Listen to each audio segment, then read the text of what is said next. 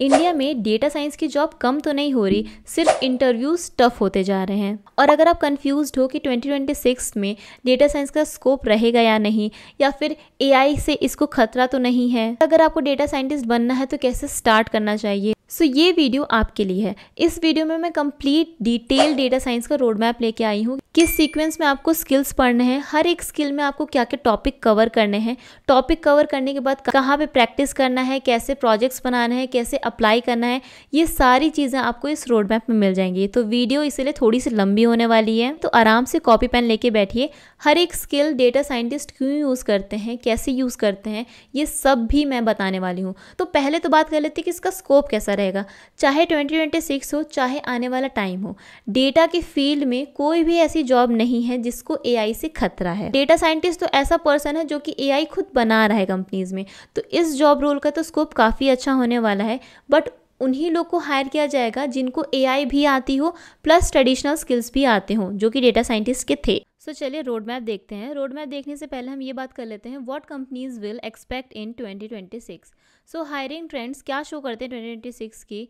Most in demand data scientist will know how to automate workflows with AI tools. Okay, Python, SQL, cloud platforms efficiently use करना आता हो. Okay, Azure हो गया या फिर AWS या फिर GCP. Understanding business KPIs and can turn data into actionable insight. Okay, have hands-on experience with machine learning, deep learning, MLOps and data storytelling. अभी सिर्फ machine learning, deep learning आपने पढ़ लिया, generative AI पढ़ लिया आपने, बट उसका hands-on experience नहीं है आपको, तो भी बहुत प्रॉब्लम आएगी आपको इंटरव्यूज़ में, शॉर्ट लिस्टिंग होने में. Okay, have complete understanding of generative A and maintain a public portfolio, GitHub हो गया या फिर कैगल या फिर LinkedIn, showcasing real world projects. Crowd से हटके अगर आपको स्टैंड आउट करना होगा तो आपको एक अच्छा सा पोर्टफोलियो तो बनाना ही पड़ेगा, चाहे आप गिटहब पे बना लो, चाहे कैगल पे बना लो, चाहे आप लिंक्डइन बना लो, या फिर आप इन तीनों पे भी बना सकते हो. Next, how to use this road map. मैंने ये जो रोड मैप बनाया इसको किस तरीके से आप यूज़ कर सकते हो. पहला तो ये कंप्लीट गाइडेड लर्निंग पाथ है, जैसा मैंने बताया कि इसमें आपको टॉपिक वाइज चीज़ें मिल जाएंगी, हर एक स्किल में आपको क्या क्या चीज़ें कवर करनी है. और जिस सीक्वेंस में मैं रोड मैप बताऊंगी वैसे ही आपको फॉलो करना है, क्योंकि जो नेक्स्ट मंथ में आप पढ़ने वाले हो उस सब की नॉलेज आपके प्रीवियस मंथ की नॉलेज पे डिपेंड करती है. एंड कंप्लीट आपको करने पड़ेंगे मिनी प्रोजेक्ट्स. हर एक फेज़ में जितने भी स्किल आप कंप्लीट करोगे उन सब स्किल का आपको एक मिनी प्रोजेक्ट बनाना पड़ेगा. And then track your progress monthly, update your GitHub, LinkedIn portfolio and don't get stuck watching tutorials for months, start experimenting with data early. So अब आ जाते हैं डेटा साइंस रोड मैप में. तो ये 6 month का रोड मैप है, जैसे मैंने बताया. फर्स्ट मंथ में आपको कंप्लीटली मैथ्स कवर करने हैं, स्टैट्स और probability and SQL. Second month में आपको कंप्लीट पाइथन और उसकी लाइब्रेरीज पे वर्क करना है. यहाँ पे लाइब्रेरीज का मतलब क्या हुआ, डेटा एनालिसिस की जितनी भी इंपॉर्टेंट लाइब्रेरीज हैं जैसे पांडाज, नंपाई, ये सब आपको कंप्लीट करनी होगी. थर्ड मंथ से हम क्या करेंगे, और एडवांस चीज़ों में जाएंगे, मशीन लर्निंग और डीप लर्निंग, ये दोनों चीज़ें सीखेंगे. यूजिंग पाइथन इसका इंप्लीमेंटेशन भी देखेंगे. एंड मंथ 4 में आपको कंप्लीटली जनरेटिव एआई लर्न करनी है और उसके साथ साथ आपको MLOps पढ़ना है. फिफ्थ मंथ में आपको सिर्फ प्रोजेक्ट्स पे ध्यान देना है. ओके, ये भी मैं बताऊंगी कि कितने प्रोजेक्ट आपको बनाने हैं, किस टाइप के प्रोजेक्ट बनाने हैं, ये सब हम कवर करेंगे वीडियो के लास्ट में, मंथ 5 में. एंड मंथ 6 कंप्लीटली आपका किस लिए रहेगा, पोर्टफोलियो अपडेट करने के लिए, रिज्यूमे बनाने के लिए, इंटरव्यू प्रिपरेशन के लिए और अप्लाई करने के लिए जॉब्स पे. तो अगर इस तरीके से आप रोड मैप को फॉलो करते हो तो 6 मंथ में आप कंप्लीटली जॉब रेडी हो जाओगे. देखो, रोड मैप फॉलो करना तो बहुत ईजी है, बट जॉब लगना वही सबसे बड़ी प्रॉब्लम आ जाती है. आप पाइथन सीख लो, सीक्वल मास्टर कर लो, इन सब के लिए आपको रिसोर्सेज मिल जाएंगे. But what about placement assistance, internships, resume और इंटरव्यू प्रिपरेशन, इन सब के लिए एक प्रॉपर गाइडेंस चाहिए होती है. और जब आपको प्रॉपर गाइडेंस नहीं मिलती है तो यहीं पे बहुत सारे कैंडिडेट स्टक हो जाते हैं. सो मैं आपको एक कोर्स बताती हूँ जिसमें आपको ये सब तो मिलेगा ही, और अगर आपकी जॉब नहीं लगती है तो आपको कोर्स फी रिफंड भी हो जाएगी. सो ये है data science placement course with AI by Internshala. ये एक 6 मंथ का ऑनलाइन प्रोग्राम है. इसमें आपको लाइव सेशन मिल जाते हैं और ये आपको मिनिमम 40,000 का या तो जॉब या तो इंटर्नशिप लगवाते हैं. और अगर ऐसा नहीं होता है 6 मंथ तक कोर्स कंप्लीशन के बाद, तो ये पूरा आपको कोर्स की फी रिफंड कर देते हैं, चाहे नॉन टेक हो चाहे फ्रेशर्स हो. इस कोर्स की हेल्प से काफ़ी सारे स्टूडेंट्स ने स्विच किया है. आप इनके प्लेटफॉर्म पे स्टूडेंट्स की रिव्यू भी देख सकते हो, जो कि बड़ी बड़ी कंपनीज जैसे Amazon, फ्लिपकार्ट, डेलॉयट, EY में प्लेस्ड हैं. कोर्स में आपको डेटा साइंस से रिलेटेड जितने भी स्किल्स ज़रूरी हैं वो तो मिलेंगे ही, प्लस आपको industry level company standard projects भी मिल जाएंगे जिसमें आप रियल डेटा पे वर्क करोगे। डुअल सर्टिफिकेशन मिल जाता है, एक तो आपको इंटर्नशाला की तरफ से मिलेगा जो कि रिकॉग्नाइज्ड है 250 प्लस कंपनीज में, और दूसरा मिल जाता है आपको एक गवर्नमेंट सर्टिफिकेट NSDC और स्किल इंडिया की तरफ से। 100% प्लेसमेंट असिस्टेंस भी आपको ये प्रोवाइड करते हैं जिसमें आपका मॉक इंटरव्यूज आ जाता है, CV and cover letter drafting, 1-to-1 चाहे करियर गाइडेंस हो या फिर सॉफ्ट स्किल सेशन, इन सब में आपको ये असिस्टेंस प्रोवाइड करते हैं। बिगनर फ्रेंडली कोर्स है, कोई भी प्रायर आपको कोडिंग की नॉलेज रखने की जरूरत नहीं है। जो एक्सपर्ट्स, जो ट्रेनर्स आपको पढ़ाने वाले हैं वो खुद ऑलरेडी बड़ी बड़ी कंपनीज में प्लेस्ड हैं, जैसे कि गूगल, माइक्रोसॉफ्ट, कॉग्निजेंट। इस कोर्स की लिंक आपको डिस्क्रिप्शन बॉक्स में मिल जाएगी, वहां से आप इसको और एक्सप्लोर कर सकते हो, इनके और क्या क्या बेनिफिट्स आपको मिलेंगे कोर्स के साथ, ये सब आप देख सकते हो। चलिए बात करते हैं फर्स्ट मंथ की, जिसमें आपको मैथ्स, स्टैटिस्टिक्स, प्रोबेबिलिटी और सीक्वल कंप्लीट करना है। स्टैटिस्टिक्स पे मैंने ऑलरेडी एक कोर्स बना रखा है जिसमें जितने भी टॉपिक्स मैंने यहाँ पे शो किए हुए हैं वो सब ऑलरेडी कवर्ड है। सो पहले तो डिस्क्रिप्टिव स्टैटिस्टिक्स आ जाता है। अब ये क्यों ज़रूरी है, एक डेटा साइंटिस्ट डेटा एनालिस्ट का भी काम करता है, कभी कभी उसको भी डेटा एक्सप्लोर करना पड़ता है before going to machine learning modelling या फिर डीप लर्निंग मॉडलिंग, तो उसके लिए उसको डेटा एनालिसिस कंप्लीट आनी चाहिए। तो सबसे पहला फाउंडेशन क्या होता है, स्टैटिस्टिक्स कंप्लीट करना। तो पहले तो डिस्क्रिप्टिव स्टैटिस्टिक्स आ जाएगी जिसमें आप कंप्लीट समझते हो कि डेटा में क्या चीज़ें हैं। तो इसमें आपको mean, median, mode, range, variance, standard deviation, quartiles, ये सब जो टॉपिक्स हैं ये सब कवर करने होंगे। टिल आउटलायर्स आपको समझना पड़ेगा कि क्या होता है, कोरिलेशन, कोवेरिएंस में डिफरेंस क्या होता है, फ्रीक्वेंसी आप किस तरीके से निकालते हो, इंटर क्वार्टाइल रेंज का क्या सिग्निफिकेंस है, स्क्यूनेस एंड कर्टोसिस आप कैसे फाइंड कर सकते हो, उसका मतलब क्या होता है। ओके, देन आ जाता है आपका इन्फ्रेंशियल स्टैटिस्टिक्स। अभी यहाँ पे क्या आता है, ये थोड़ा सा और एडवांस लेवल का स्टैटिस्टिक्स हो जाता है जिसमें जैसे ही आप डेटा समझ लेते हो उसके बाद आप उसमें से कंक्लूजन कैसे निकालोगे, कोई भी अगर आपके पास हाइपोथेसिस है तो उसको आप प्रूफ कैसे करोगे, ये सारी चीज़ें इन्फ्रेंशियल स्टैटिस्टिक्स में आ जाती है। तो सबसे पहले तो इसमें सैम्पलिंग मेथड आ जाएगा। देन एस्टिमेशन में आपके दो आ जाते हैं, जैसे पॉइंट एस्टिमेशन हो गया और इंटरवल एस्टिमेशन। हाइपोथेसिस टेस्टिंग, जितने भी टाइप के हाइपोथेसिस टेस्टिंग होते हैं आपको सब पढ़ने पड़ेंगे, चाहे वो एनोवा हुआ, काई स्क्वायर हुआ, टी टेस्ट, जी टेस्ट, सब। पी वैल्यू क्या होता है, कॉन्फिडेंस इंटरवल क्या होता है, टाइप 1 एंड टाइप 2 एरर क्या होते हैं, जी एंड टी डिस्ट्रीब्यूशंस क्या होता है। सो प्रोबेबिलिटी में आपको बेस थ्योरम पढ़ना पड़ेगा। प्रोबेबिलिटी डिस्ट्रीब्यूशंस, कितने तरह के डिस्ट्रीब्यूशंस होते हैं, स्टैंडर्ड नॉर्मल डिस्ट्रीब्यूशन, ये थोड़ा इंपॉर्टेंट हो जाता है, इसको तो अच्छे से समझ लीजिएगा आप। एम्पेरिकल रूल क्या होता है, स्टैंडर्डाइजेशन एंड नॉर्मलाइजेशन क्या होता है, ये आप आगे जब आप फीचर स्केलिंग पढ़ोगे तो वहाँ पे आप इसको यूज़ करोगे। तो स्टैंडर्डाइजेशन, नॉर्मलाइजेशन में क्या डिफरेंस है, कब हम इसको यूज़ करते हैं, किस टाइप के डेटा के साथ ये ज़्यादा बेटर वर्क करता है, ये सब चीज़ें आप समझ लीजिएगा। नेक्स्ट है मैथ्स। अभी मैथ्स, डेटा एनालिसिस में मैथ्स की उतनी ज़रूरत नहीं होती है क्योंकि आप मोस्टली स्टैटिस्टिक्स ही अप्लाई करते हो, बट जब आप डेटा साइंटिस्ट के लिए तैयारी करते हो तो मैथ्स और ज़्यादा ज़रूरी हो जाता है क्योंकि यहाँ पे मशीन लर्निंग या फिर डीप लर्निंग हो गया, इनमें ग्रेडियंट डिसेंट करके एक टर्म आता है जिसको समझने के लिए आपको डिफ्रेंशिएशन आना चाहिए, कैलकुलस आना चाहिए, लीनियर अलजेब्रा भी आनी चाहिए। लीनियर अलजेब्रा कुछ मशीन लर्निंग मॉडलिंग का भी बेस हो जाता है। न्यूरल नेटवर्क जब आप पढ़ोगे तो वहाँ पर तो काफ़ी सारी चीज़ें आपकी कैलकुलस से रिलेटेड होंगी, दैट इज़ वाई यहाँ पे मैथ्स में आपको ये सब चीज़ें पढ़नी होती हैं। वेक्टर्स हो गया, स्केलर्स हो गया, मैट्रिक्स हो गया, टेंसर्स, ये सब चीज़ें आपकी न्यूरल नेटवर्क में भी यूज़ हो जाती हैं, मशीन लर्निंग में भी यूज़ होंगी, और अब तो जनरेटिव एआई में भी आपको वेक्टर्स देखने को मिल जाएंगे। आइगन वैल्यूज़, आइगन वेक्टर्स आपको कंप्लीट करना होगा। सो डेरिवेटिव्स हो गए, ग्रेडियंट्स, पार्शियल डेरिवेटिव्स और चेन रूल। चेन रूल आपका न्यूरल नेटवर्क में आता है इसलिए काफ़ी इंपॉर्टेंट है। ये सारे टॉपिक आपको कवर करने होंगे मैथमेटिक्स में। अब आ जाते हैं सीक्वल में। तो सीक्वल समझने से पहले तो आपको सीक्वल के बेसिक समझने पड़ेंगे।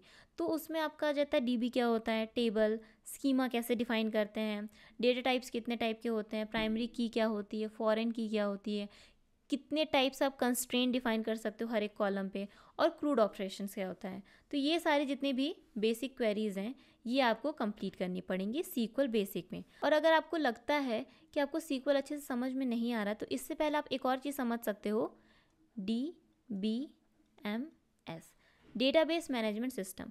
इसका भी अगर आपके पास थोड़ा बहुत आइडिया है तो सीक्वल समझने में आपको और ज़्यादा हेल्प मिलेगी। नेक्स्ट है एग्रीगेशंस और ग्रुपिंग। इस टाइप की जो क्वेरीज होती हैं जो ग्रुपिंग पे लगती हैं, जैसे काउंट हो गया, सम हो गया, एवरेज, ये सारी क्वेरीज आपको करनी पड़ेंगी। ओके, देन आ जाता है सीक्वल जॉइंस। मल्टीपल टेबल्स को कैसे ज्वाइन करके आप इंफॉर्मेशन निकाल सकते हो, ये आ जाएगा आपका सीक्वल में। ओके, तो इसमें इनर ज्वाइन आ जाता है, left join, right join, outer join, okay, self join, cross join, ये जितने भी तरीके के ज्वाइंस हैं ये सब आपको कंप्लीट करने पड़ेंगे।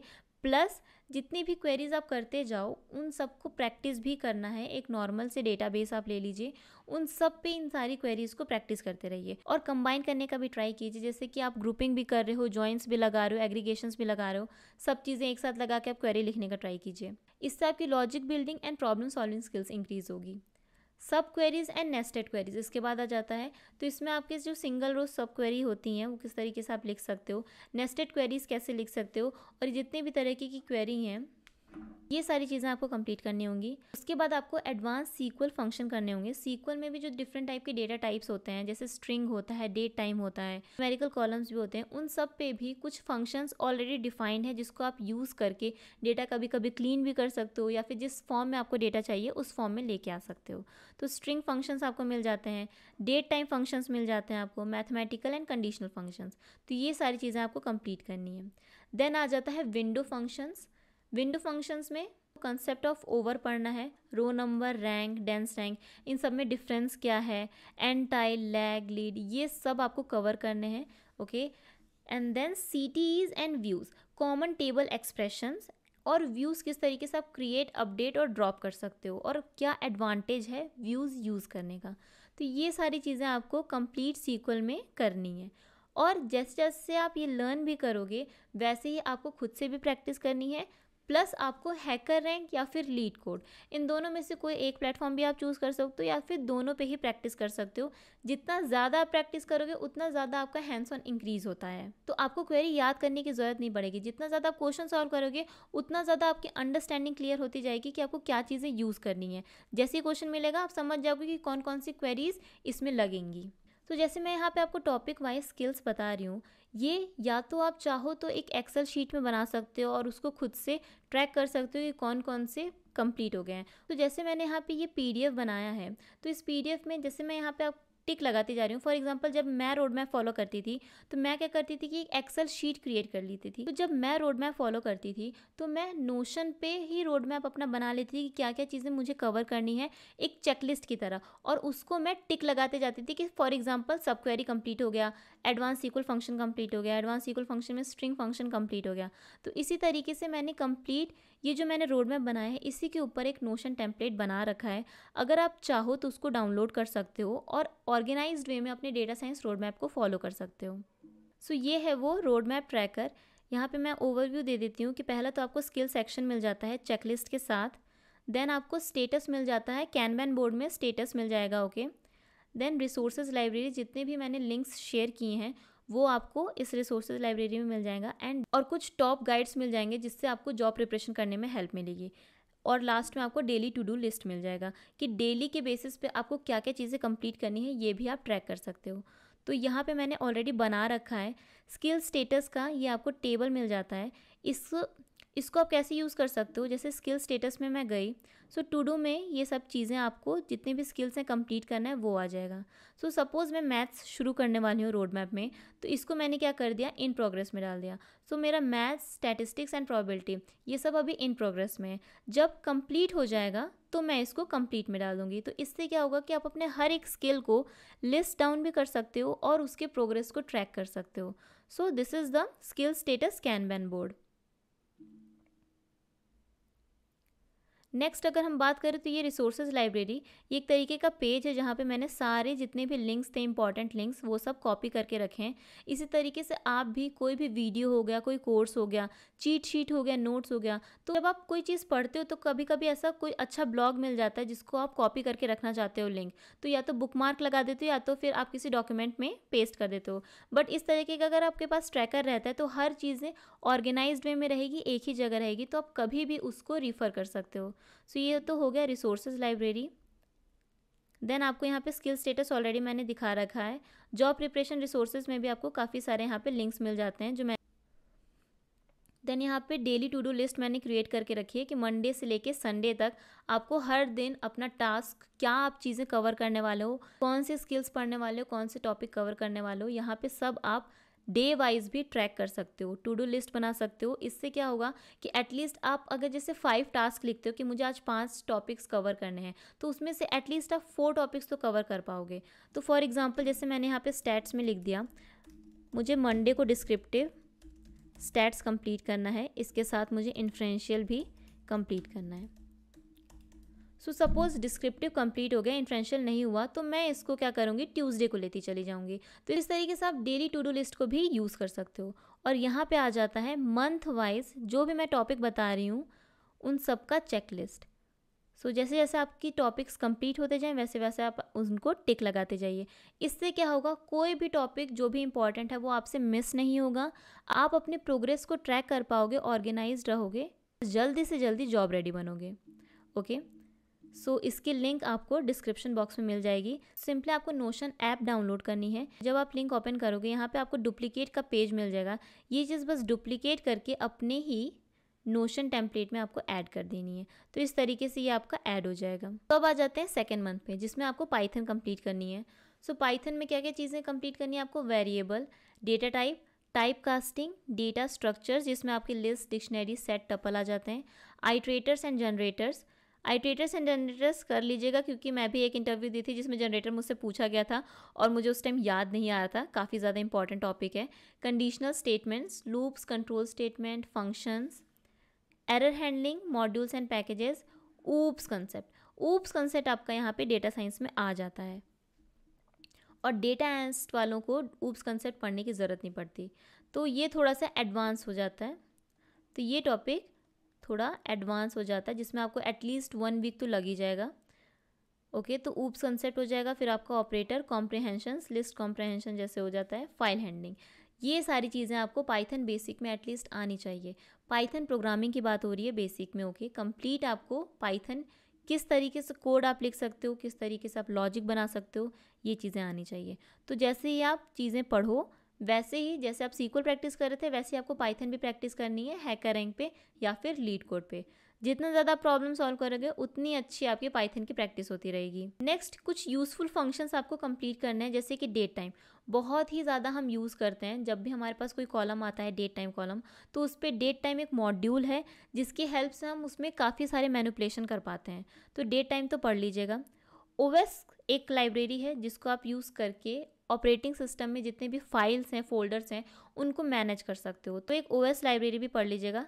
रेगुलर एक्सप्रेशंस भी काफ़ी अच्छा आ जाता है, रेजेक्स जिसको हम कहते हैं, री करके इसका एक मॉड्यूल होता है RE, उसकी हेल्प से आप काफ़ी सारे पैटर्न्स बना सकते हो डेटा एक्सट्रैक्ट करने के लिए, डेटा फाइंड करने के लिए किसी भी कॉलम में से, किसी भी टेक्स्ट में से, तो ये काफ़ी इंपॉर्टेंट हो जाता है। और रिक्वेस्ट लाइब्रेरी ये इसलिए इंपॉर्टेंट है ताकि आप APIs को हैंडल कर पाओ। तो रिक्वेस्ट लाइब्रेरी अगर आपको आती होगी तो आप API से डेटा लेके भी आ सकते हो, API में डेटा भेज भी सकते हो। देन आ जाता है डेटा एनालिसिस लाइब्रेरी, जिसमें आपका पांडास कंप्लीट करना है आपको, नमपाई, मैटप्लॉटलिब, सीबॉर्न, इसके अलावा प्लॉटली भी होता है, चाहो तो आप कंप्लीट कर सकते हो, चाहो तो आप उसको इग्नोर कर सकते हो, that is not much important. Stats model और साईपाई, ये सारी जितनी भी लाइब्रेरीज़ हैं आपको कंप्लीट करनी होंगी। स्टैट्स मॉडल साईपाई में स्टैटिस्टिक्स के जो टेस्ट होते हैं वो आप अप्लाई कर सकते हो। नमपाई आपका मैथमेटिकल एक्सप्रेशंस के लिए हो जाता है, पांडास आपका डेटा मैनिपुलेशन के लिए हो जाता है, और सीबॉर्न, मैटप्लॉटलिब आपका डेटा विजुअलाइजेशन के लिए हो जाता है। ये सब चीज़ें पढ़ने के बाद आपको EDA कंप्लीट करना है। EDA में आपका क्या आ जाएगा, डेटा इंस्पेक्शन एंड अंडरस्टैंडिंग। यहाँ पे आपका डिस्क्रिप्टिव स्टैटिस्टिक्स आता है। दैट इज़ वाई मैं कह रही हूँ कि दैट इज़ वाई मैंने कहा कि जो रोड मैप है उसको स्टेप बाय स्टेप फॉलो करना है। जब आप स्टैटिस्टिक्स कंप्लीट करोगे तभी आपको EDA समझ में आएगा। देन आपका आ जाता है data cleaning, handling missing values, outliers, duplicates, fix data types, handling inconsistent formatting, univariate, bivariate and multivariate analysis भी आपका आ जाता है EDA के अंदर।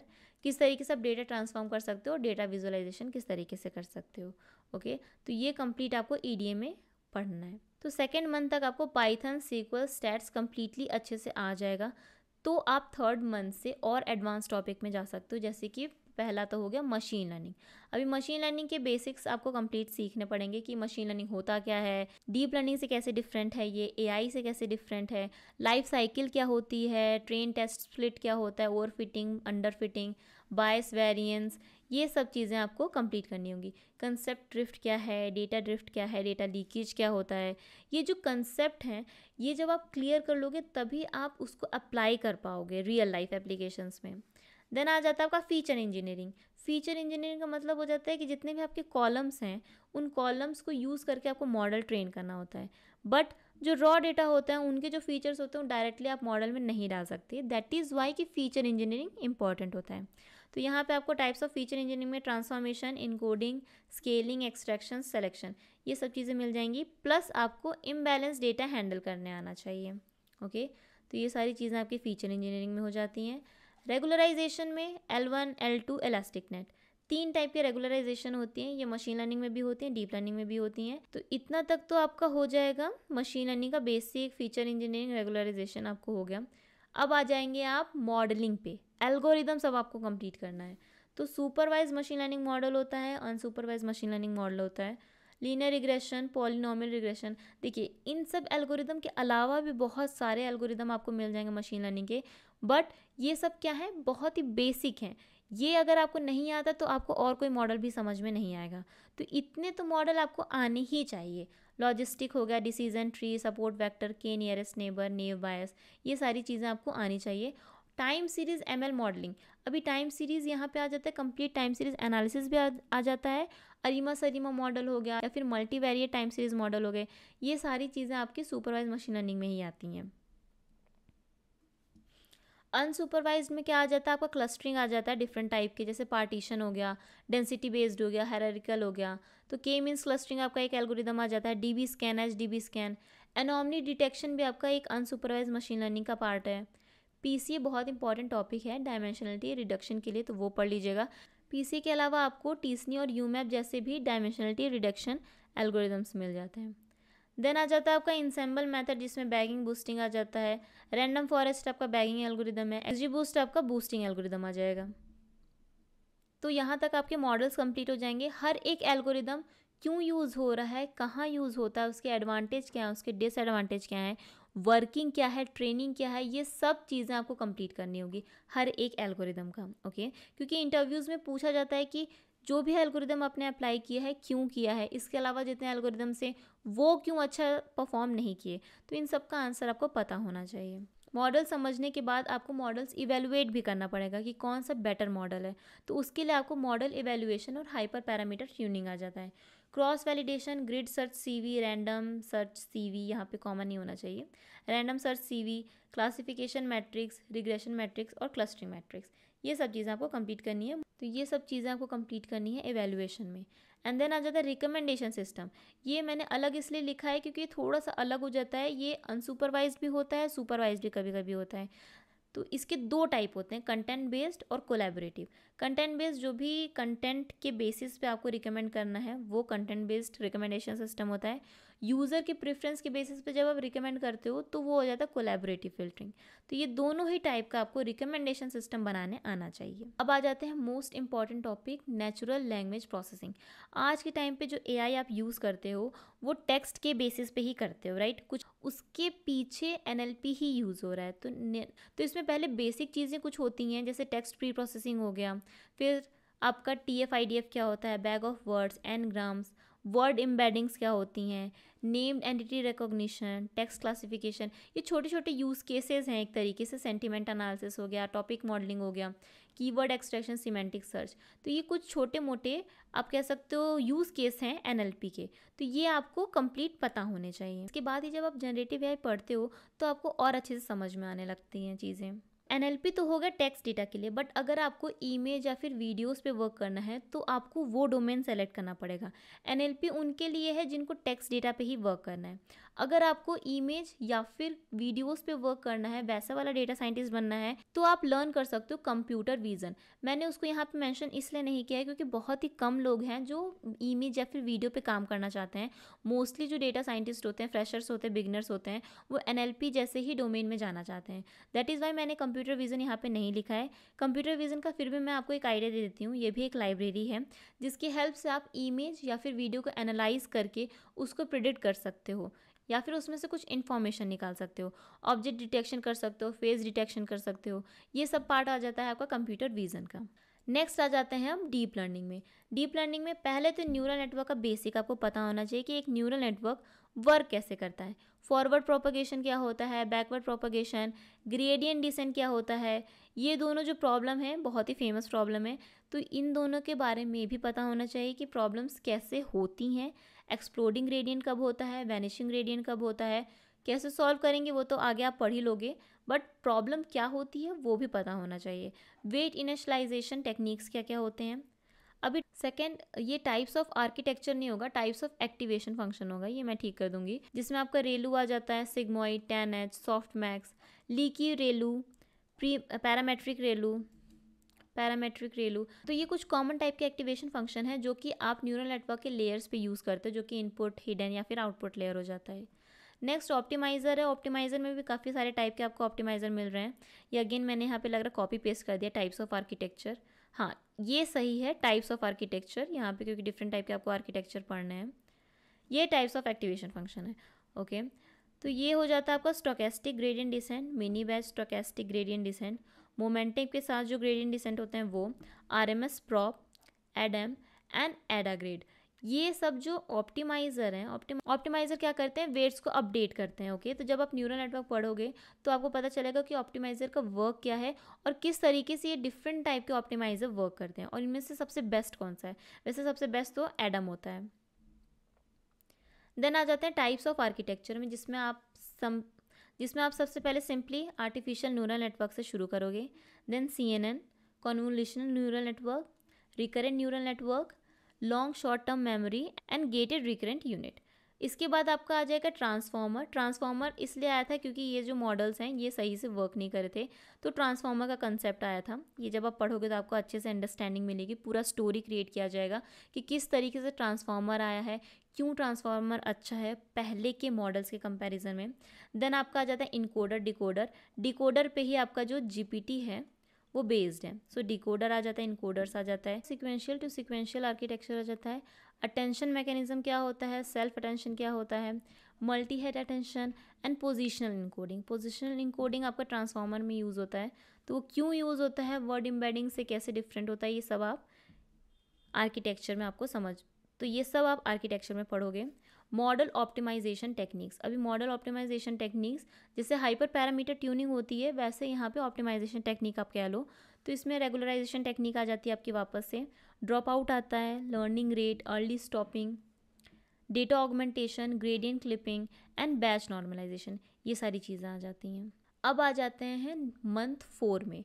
तो पहले के जो डेटा साइंटिस्ट होते थे वो मशीन लर्निंग, डीप लर्निंग सिर्फ इन्हीं पे काम करते थे, बट अब जब से AI आया है तब से एक और स्किल ऐड हो गई है डेटा साइंटिस्ट में, जो कि है जनरेटिव AI। जनरेटिव AI का मतलब ये नहीं कि आपको AI टूल यूज़ करने आना चाहिए, सिर्फ AI टूल तो यूज़ करने आना चाहिए, वो तो इम्पॉर्टेंट है ही, बट AI बनाने भी आना चाहिए। हर एक कंपनी को अपना खुद का एक कस्टमाइज्ड AI चाहिए होता है किसी डिफरेंट यूज़ केसेस के लिए, तो वो आप जनरेटिव AI अगर आपको नॉलेज रहेगा तो ही आप बना पाओगे। तो पहले तो आपको प्रॉम्प्ट इंजीनियरिंग सीखनी है। प्रॉम्प्ट इंजीनियरिंग आप चाहो तो एकदम मंथ के स्टार्टिंग में भी सीख सकते हो, जैसे कि आप रोड मैप शुरू करने वाले हो, प्रॉम्प्ट इंजीनियरिंग अगर आप सीख लेते हो तो वो आपके हर एक स्टेप में आपको हेल्प करेगा। चाहे आप कोई टॉपिक समझना हो, चाहे आपको कोई प्रोजेक्ट का आइडिया चाहिए हो, चाहे आपको कुछ प्रैक्टिस करना हो, हर चीज़ के लिए आपको प्रॉम्प्ट इंजीनियरिंग हेल्प करता है। सो डिफरेंट टाइप के प्रॉम्प्ट टेक्निक होते हैं, वो सब आप प्रॉम्प्ट इंजीनियरिंग में पढ़ लोगे। जनरेटिव AI बेसिक्स में आपका लार्ज लैंग्वेज मॉडल आ जाएगा, वो क्या होता है, LLM क्या होते हैं, LLM का आर्किटेक्चर क्या होता है, pre training model, fine tuning model, SLM versus LLM, instruction tuning क्या होती है, टोकन्स क्या होते हैं, टोकनाइजेशन करना क्या होता है, then attention mechanism, prompt, context, ये सारे जो टर्म्स हैं ये सब आपको जनरेटिव AI बेसिक्स में आपको कंप्लीट करने होंगे। देन आ जाता है आपका रैग में जैसे कि आपका डेटा बेस है या फिर कोई नॉलेज बेस है, उसके ऊपर आप कोई AI एजेंट बनाते हो जो कि उस डेटा बेस के अकॉर्डिंग या फिर नॉलेज बेस के अकॉर्डिंग क्वेश्चंस का आंसर देता है। सिंपली ये होता है रैग। अभी रैग में आपको कंप्लीट उसके pipeline architecture, chunking, vector DB, किस तरीके से आप वहाँ पे एजेंटिक रैग बना सकते हो, रैग इवेलुएट कैसे कर सकते हो, ये सारी चीज़ें आपकी रैग में कंप्लीट हो जाएंगी। एंड देन लास्ट में आपका आ जाता है फ्रेमवर्क्स में LangChain, LangGraph, ये दोनों तो आपको सीखने ही पड़ेंगे। इन्हीं दोनों का यूज़ करके RAG बना सकते हो या फिर AI एजेंट्स बना सकते हो। AI एजेंट में भी डिफरेंट टाइप के एजेंट्स होते हैं। रिएक्टिव एजेंट हो जाता है आपका, एजेंटिक AI होता है, मल्टी टूल कॉलिंग एजेंट्स होते हैं, स्टेट मैनेजमेंट क्या होता है, कंटेक्स्ट मैनेजमेंट, मेमोरी मैनेजमेंट, ये सब आप इस फ्रेमवर्क की हेल्प से इम्प्लीमेंट करते हो। नेक्स्ट आ जाते हैं MLOps। MLOps यहाँ पे अब आपको प्रोडक्शन लेवल की चीज़ें सीखनी होंगी कि सिर्फ आपको मॉडल बनाना ही नहीं होता, डेटा साइंटिस्ट को प्रोडक्शन में डिप्लॉय करना भी आना चाहिए, मॉनिटर करना भी आना चाहिए। उसके लिए आपको क्या करना होगा, मॉडल बना लिया आपने, डेटा समझ लिया आपने, डिप्लॉय करना होगा, ओके। नेक्स्ट आपका मॉनिटरिंग हो जाता है और फिर वापस से रीट्रेन करना होगा। ये सब स्टेप हो जाते हैं आपके MLOps लाइफ साइकिल के, तो ये आपको आने चाहिए। CI/CD पाइपलाइंस कैसे बनती हैं वो आने चाहिए। मॉडल डिप्लॉयमेंट के लिए API से आप एक तो डिप्लॉय कर सकते हो, दूसरा आप क्लाउड का यूज़ करके कर सकते हो, जो कि AWS SageMaker हो गया, फिर Azure ML हो गया, फिर GCP पे हो गया, ओके। ऑटोमेटेड रीट्रेनिंग वर्कफ्लो, ये किस तरीके से आप क्रिएट करोगे, ये आपको MLOps में सीखना होगा कि अपने आप ही रीट्रेन हो। मतलब अगर कोई भी प्रॉब्लम आती है या फिर एक पर्टिकुलर टाइम पे वापस से मॉडल रीट्रेन होना चाहिए, तो वो कैसे होगा ये आपको सीखना होगा। ML फ्लो क्या होता है, एयर फ्लो क्या होता है, ये सब जो टूल हैं ये किस तरीके से आप यूज़ कर सकते हो, ये आपको सीखना होगा। टाइप्स और ड्रिफ्ट्स क्या होते हैं और वर्जनिंग मॉडल को आप कैसे मेंटेन कर सकते हो। गिट का आपको बेसिक सीखना होगा कि कोड कैसे आप पुल कर सकते हो, पुश कर सकते हो, क्लोन कैसे करोगे आप, ब्रांच कैसे मेंटेन करोगे, मर्ज रिक्वेस्ट कैसे डालोगे। तो ये सारी चीज़ें आपको गिट में आनी चाहिए, क्योंकि कंपनीज में जब आप वर्क करते हो तो आप कंप्लीट कोड आपका गिट पे ही रहता है, वहाँ पे ही वर्जन मेंटेन होता है। दैट इज़ वाई आपको गिट की नॉलेज तो होनी चाहिए। तो मंथ 4 तक आप कंप्लीटली लर्निंग प्लस प्रैक्टिस के साथ रेडी हो जाने चाहिए। प्लस जैसा कि मैंने बताया कि आपको जो भी स्किल आप सीख रहे हो वो प्रैक्टिस तो करना ही है, प्लस एक रियल वर्ल्ड डेटा के साथ आपको उसको अप्लाई भी करना है। जितना ज़्यादा आप अप्लाई करोगे जितना ज़्यादा आप स्किल्स को अप्लाई करोगे रियल वर्ल्ड डेटा पे, उतना ज़्यादा आपको समझ में आएगा कि वो किस टाइप के डेटा के साथ वर्क करता है, किस टाइप के डेटा के साथ नहीं वर्क करता है, क्या क्या डिफरेंट तरीके से आप डेटा ट्रांसफॉर्मेशन कर सकते हो, विजुअलाइजेशन कर सकते हो, किस तरीके से उस स्किल्स को अप्लाई कर सकते हो, ये सब चीज़ें आपकी क्लियर होती जाएंगी। तो मंथ 4 तक तो आपका ये सब हो गया। अब मंथ 5 में क्या करना है आपको, सिंपली आपको प्रोजेक्ट बनाना है। जितनी भी चीज़ें सीखी हैं आपने, सब स्किल्स का यूज़ करके आपको प्रोजेक्ट बनाना है। एटलीस्ट आपका 3 end-to-end कंपनी स्टैंडर्ड प्रोजेक्ट तो होना चाहिए। 3 प्रोजेक्ट तो आपको बनाने ही बनाने हैं। इससे ज़्यादा भी बना सकते हैं, ऐसी कोई प्रॉब्लम नहीं है, बट 3 तो होने ही चाहिए। 3 ऐसे प्रोजेक्ट आपको अच्छे प्रोजेक्ट बनाने हैं जो कि आप रिज्यूमे पे डालोगे। जो भी आपने पहले के प्रोजेक्ट बनाए थे मिनी प्रोजेक्ट, वो आपके पोर्टफोलियो पे आप डाल के रख दो। जब मैं कंपनी स्टैंडर्ड प्रोजेक्ट बोलती हूँ तो इसका मतलब आपका वो सारे स्किल जो आपको आते हैं वो सारे स्किल एक ही प्रोजेक्ट में यूज़ होने चाहिए। बिकॉज जब आप कंपनी में वर्क करोगे तो ऐसा नहीं है कि सिर्फ आप मशीन लर्निंग पे ही वर्क कर रहे हो या फिर डीप लर्निंग पे ही वर्क कर रहे हो, एक ही प्रोजेक्ट में हर स्किल यूज़ करने वाले हो। दैट इज़ वाई कि प्रोजेक्ट ही आप ऐसा बनाइए जिससे कि सामने वाले को लगे कि आपको ऑलरेडी वर्क करना आता है एज अ डेटा साइंटिस्ट। जो भी आप प्रोजेक्ट बनाओ वो रियल वर्ल्ड बिजनेस प्रॉब्लम को सॉल्व करता हुआ होना चाहिए। ऐसा कोई प्रॉब्लम नहीं ले लेना जैसे कि कुछ लोग करते हैं कि हैप्पीनेस रिपोर्ट, हैप्पीनेस डेटा होता है, पॉपुलेशन डेटा होता है, इन सब पे प्रोजेक्ट बनाते हैं। इन सब का कोई कंपनी, अगर जैसे ई-कॉमर्स कंपनी है, वो पॉपुलेशन डेटा देख के क्या करेगी, पॉपुलेशन डेटा पे एनालिसिस देख के क्या करेगी, उसे किससे मतलब है, उसे सेल से मतलब है, उसे प्रॉफिट से मतलब, प्रोडक्ट्स, कस्टमर, इन सब से मतलब है। तो ऐसे ही डेटा लेना है जो कि एक रियल वर्ल्ड बिजनेस प्रॉब्लम को शो करता हुआ हो। आपका प्रोजेक्ट इम्पैक्टफुल भी लगेगा, प्लस रिक्रूटर्स उन प्रोजेक्ट के बेसिस पे आपको कॉल्स भी करेंगे। लास्ट आ जाते हैं 6th मंथ पे। तो 6th मंथ कंप्लीटली आपका जॉब प्रिपरेशन फेज है। अभी यहाँ पे सबसे पहले आपको तो गिटहब अपना पॉलिश करना है, गिटहब अपडेट करना है, जितना भी आपको प्रोजेक्ट बना हुआ है उसको अपलोड करना है। ट्राई कीजिएगा गिट का ही यूज़ करके उसको अपलोड करने का। मैंने ऑलरेडी एक वीडियो बना रखी है कि प्रोजेक्ट जब आप कंप्लीट कर लोगे तो रिज्यूमे में कैसे ऐड करना है, किस टाइप के बुलेट पॉइंट्स होने चाहिए, लिंक्डइन पे कैसे ऐड करना है, प्लस उसको गिटहब में कैसे अपलोड करना है, ये सब ऑलरेडी मैंने बता रखा है। सो प्रोजेक्ट डॉक्यूमेंटेशन भी होना चाहिए that showcase your 3 best end-to-end industry standard data science projects, okay. And then create a clean ATS friendly resume highlighting skills, tools, measurable impact from projects and a strong summary tailored for data roles। तो इस तरीके का ही आपको resume बनाना है, ATS friendly resume. इस पर मेरे channel पे ऑलरेडी एक वीडियो आने वाली है। प्रैक्टिस कोर कंसेप्ट, जितने भी कोर कंसेप्ट हैं, पाइथन हो गया, SQL हो गया, ML हो गया, स्टैट्स हो गया, इन सबको वापस से रिवाइज करना है, प्रैक्टिस करना है। ओके। क्वेश्चन बैंक अगर आपको मिल जाता है, जैसे कुछ कॉमन क्वेश्चंस होते हैं जो रिपीटेडली आपको हर इंटरव्यू में पूछे जाएंगे, तो वैसे कुछ क्वेश्चन बैंक आप ऑलरेडी अपने पास बना के रखिए। उनका चाहो तो आप आंसर भी प्रिपेयर करके रख सकते हो। जितने भी प्रोजेक्ट आपने बनाए हैं उसको इंटरव्यू में आप कैसे बताओगे उस पर प्रैक्टिस कीजिए। एंड कैसे आप HR के बिहेवियरल क्वेश्चंस का आंसर करोगे वो भी आप प्रैक्टिस कीजिए। तो ये सब चीज़ें होने के बाद सिर्फ आपके पास एक ही काम बच जाता है, अप्लाई करने का। तो ये सब कंप्लीट हो जाए उसके बाद ही आपको जॉब के लिए अप्लाई करना है, चाहे लिंक्डइन हो गया, चाहे नौकरी हो गया, या फिर कंपनी के करियर पेज पे आप जाके अप्लाई कर सकते हो, रेफरल्स मांग सकते हो, रिक्रूटर्स को पर्सनलाइज मैसेज कर सकते हो, कवर लेटर भेज सकते हो। ऑलरेडी मैंने एक वीडियो बना रखी है किस तरीके से आप जॉब पे अप्लाई करोगे, complete interview preparation master class series में आपको वो मिल जाएगा। एंड नेक्स्ट मैंने यहाँ पे यूज़फुल रिसोर्सेज दिए हैं। हर एक जो स्किल है उसका जो बेस्ट मुझे यूट्यूब चैनल पे ट्यूटोरियल लगता है उसकी यहाँ पे आपको लिंक मिल जाएगी। So that is all for data science road map. मैंने बहुत ही डिटेल्ड वे में आपको बताया है। नॉर्मली आपको रोड मैप जो भी मिलते हैं काफ़ी बेसिक टाइप के होते हैं, लाइक क्या चीज़ें आपको कंप्लीट करनी है स्किल वाइज आपको बता दिया जाएगा। मैंने टॉपिक वाइज बताया है, और प्लीज़ इन सब में से कोई भी ऐसी टॉपिक नहीं होनी चाहिए जो आप मिस कर रहे हो। सारे टॉपिक्स इंपॉर्टेंट हैं, तभी मैंने इतने डिटेल में हर एक चीज़ को बताया है आपको। तो यही रोड मैप फॉलो कीजिएगा, इस रोड मैप को फॉलो कीजिए, अच्छे से तैयारी कीजिए, प्रैक्टिस कीजिए, प्रोजेक्ट्स बनाइए, रिज्यूमे बनाइए। आपकी ज़रूर से 6 मंथ में जॉब लग जाएगी as a data scientist. So I hope आपको ये वीडियो अच्छा लगा हो। वीडियो अच्छा लगा हो तो लाइक कीजिएगा, सब्सक्राइब कीजिएगा मेरे चैनल पे ऐसे ही वीडियोस और देखने के लिए। Thank you.